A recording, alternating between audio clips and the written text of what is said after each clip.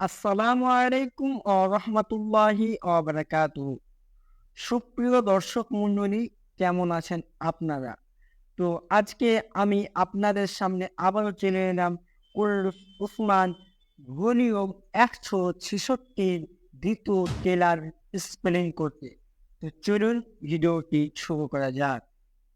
তো আমরা কুল্লুস উসমান সিজন 6 এর দ্বিতীয় ট্রেলারের স্পেলিং এ প্রথমেই দেখতে পাই কি গায় কাবিলার উপরে আগুন জ্বলছে এবং উসমান বের মুখ দেখে দেখতে পাই কি কারাসি বে এবং উজির নদীর পাড়ে বসে গল্প করছে। মানে এখানে আপনারা বুঝতেই পারেন কারাসি বে বলতে চাইছে বা উজির উসমানের বিরুদ্ধে পরিকল্পনা করছে, এটাই আমরা বুঝতে পারি। তারপর দেখতে পাই উসমান বে কোথা থেকে হেঁটে কোনো জঙ্গলের পাশ দিয়ে আসছে। মানে তিনি কোনো কাজে যাচ্ছেন বা কাউকে ঠকাতে যাচ্ছেন, এরকমই কিছু।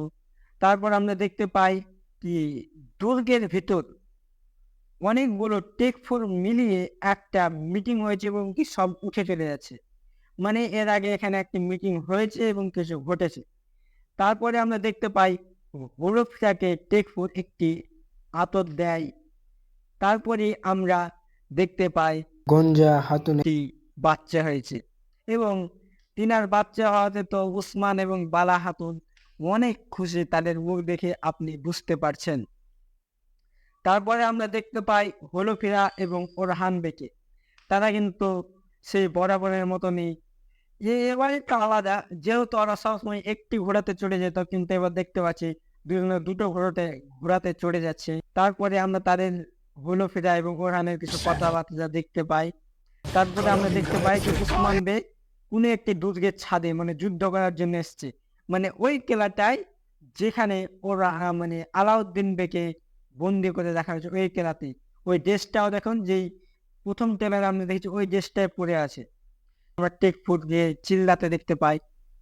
টেক ফুড অনেক রাগান্বিত এই অবস্থায় দেখতে পাই, মানে টেক ফুডের কেলাতে আক্রমণটা করেছে এরা। তারপরে বালা এবং উসমানের কিছু কথাবার্তা চলে যায়। উসমান এখানে তারা যে কথা বলছে বালা খাতুন এবং উসমান, সেই কথাটা বলছে সেই বেঙ্কি হাতুনের ব্যাপারে। সে বলছে সেই হাতুন আমি কখনো দেখিনি। উসমান এটি বলছে, কিন্তু বালা খাতুন বলছে তুমি আগে চিনো, তোমার কোনো কেউ লাগে, এরকম কিছু বালা খাতুন বলতে চাইছে। তারপরে আমরা দেখতে পাই কি ফাতেমা খাতুনকে ওরা দুইজন বেঙ্গি খাতুন এবং আরেকটা যে বিয়ের ছেলে আছে, তারা দুইজন মিলে কিছু উপহার দিতে এসেছে কি ফাতেমা খাতুনকে পটানোর জন্য কিছু উপহার। কিন্তু তার আগে কিন্তু যেই সর্দারের ছেলে তিনি কিন্তু ফাতেমা খাতুনকে একটা হার উপহার দিলেন, এটা আমরা দেখতে পেলাম। পরে আমরা উসমান বেকে দেখতে পাই এবং তার সাথে যতই বিয়ে ছিল তাদের সবাইকে দেখতে পাই। তার মানে যুদ্ধতে সবাই সফল হয়ে কিন্তু বাড়ি ফিরে এসেছে, এটা আমরা মানে বুঝতে পারছি।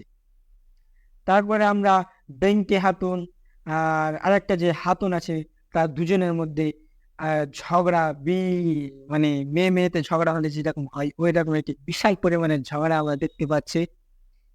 তারপরে আমরা বালা হাতুন দেখতে পাই, বালা হাতুন এসে সে ঝগড়াটাকে থামাচ্ছে, যেটা আসলে বালা খাতুন সবসময় করে, সে কাজে তিনি করছেন।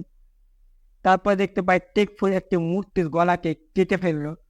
সম্ভবত তিনি হলফিকার উপর রেগে আছেন। হলফিকা মনে হয় কাই কাবিলাতে থেকে গেছেন আর তিনি জাননি। তারপর আমরা দেখতে পাই কি উসমান বেও কাঁদছেন এবং বালা হাতুনও কিন্তু তার বিবরে কান্না করছে।